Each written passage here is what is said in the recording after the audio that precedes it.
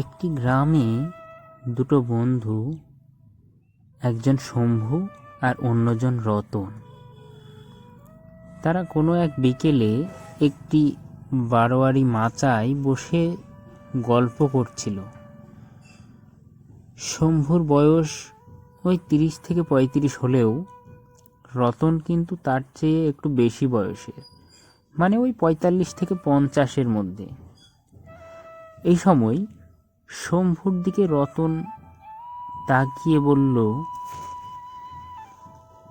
আজ তোমাকে দেখে মন খারাপ মনে হচ্ছে কেন?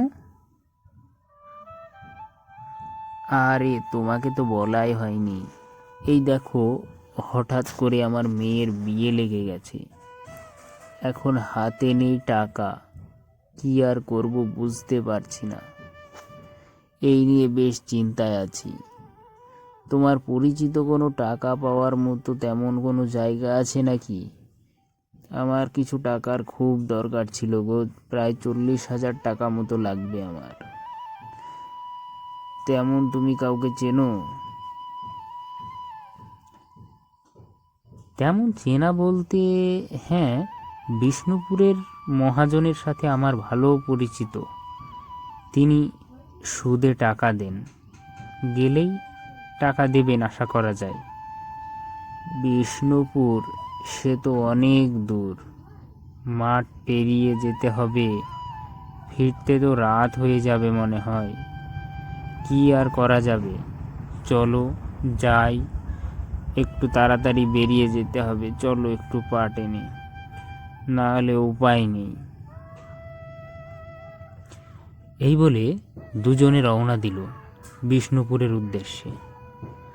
তারা হাঁটতে হাঁটতে প্রায় 1.5 ঘন্টা পর পৌঁছে গেল সেই বিষ্ণুপুর মহাজনের বাড়িতে।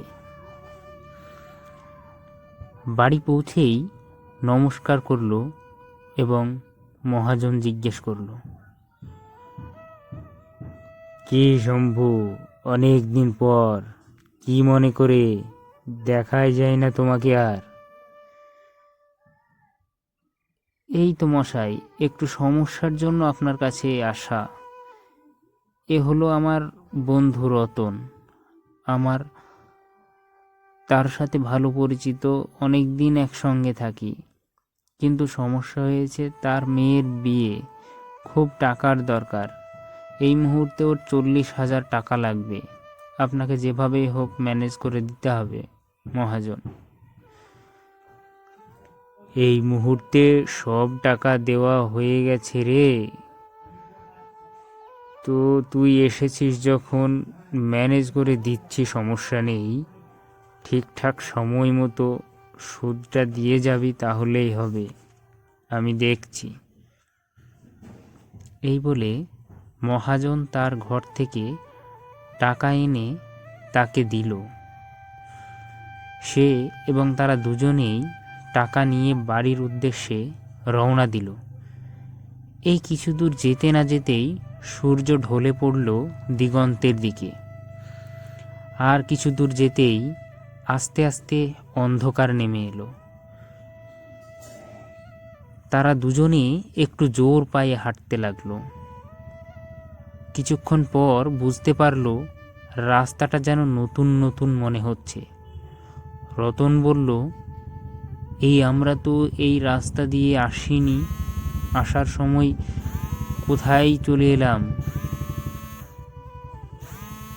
শম্ভু বলে, তাই তো, এই রাস্তা তো আমাদের না, আমরা ভুল রাস্তা দিয়ে গ্রামের বাইরে জঙ্গলের দিকে চলে এসেছি, এখন কি হবে?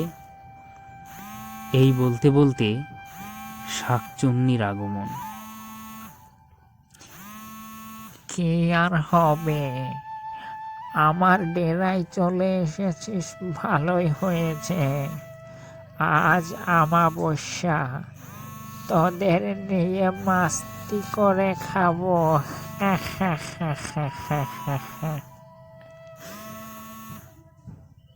এই কি হবে এখন আমাদের? বলেই দুজনে তাকে দেখে অজ্ঞান হয়ে পড়ে গেল। আর শাকচুন্নি তাদের উড়িয়ে নিয়ে তার মহলের দিকে চলে যেতে লাগলো। যেতে যেতেই রাস্তার মাঝে দেখা হলো মাংসচুন্নির সাথে। মাংসচুন্নি বলে, এই ওরা কারা? ওদের নিয়ে কোথায় যাচ্ছিস? শাকচুন্নি বলে, আর বলিস না, ওখানে বসে মানুষের গন্ধ পাচ্ছিলাম। একটু পরেই দেখি এই দুটো খাবার আমার জন্য এগিয়ে আসছে। কি মজা করে খাবো। হি হি হি হি হি হি হি। মাংসচুন্নি বলল, ওদের ছেড়ে দে, ওরা বাড়ি ফিরে যাক। ওদের ছেড়ে দে বলছি। না না না, অনেক বছর পর আমি অমাবস্যার রাতে মানুষ পেয়েছি, ওদের ছাড়ি কি করে।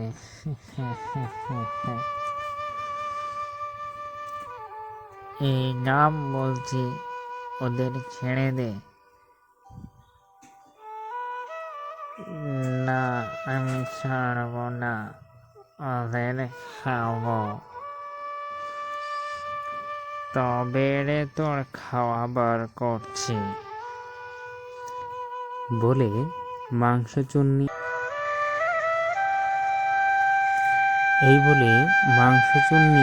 শাকচুন্নিকে মেরে ওদের উদ্ধার করে নিয়ে চলে গেল তাদের গ্রামে।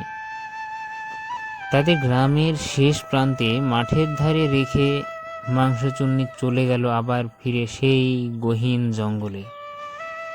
আর এদিকে রতন বাড়ি ফিরে ধুমধাম করে তার মেয়ের বিয়ে দিয়ে সুখে জীবন কাটাতে লাগলো। ধন্যবাদ। পরবর্তীতে আবার নতুন গল্প নিয়ে আসছি।